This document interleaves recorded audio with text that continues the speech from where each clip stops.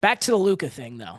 The Ringer compared this Lakers roster and the situation that's going on this year to a Ferrari locked in its own garage, and I completely agree because this roster we've talked about, it's full of band-aids, bro. And you have an increasingly unlikely LeBron James, Austin Reeves, who is playing for a contract and will either be too expensive or too much of a defensive liability to bring back the following season. You have a 31-year-old Marcus Smart who looks a lot closer to 40 than to 30 due to all those assortment of injuries. DeAndre Ayton, who has had two teams quit on him now. Jake LaRavia, who has played literally zero playoff minutes despite being on a playoff team in two of the last three seasons.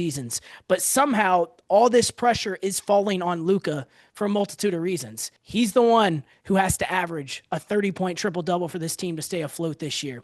He's the one who has to stay in shape after going on this world tour for dieting. He's the one who has to fill Kareem's shoes, who has to fill Magic shoes, who has to fill Kobe shoes, and now LeBron shoes while he's on the same team as LeBron James. And you have a peer of his that recently passed him up in an accolade standpoint in SGA, who won an MVP, something that Luka has yet to do, who won an NBA championship and finals MVP. 4 years ago, if I would have told you that Shea wins an MVP and a championship before Luka, you would have thought I was crazy. But that is the reality that we live in. So there's pressure for Luka not only to perform with the Lakers, but to catch up to Shea and to accomplish what he just accomplished.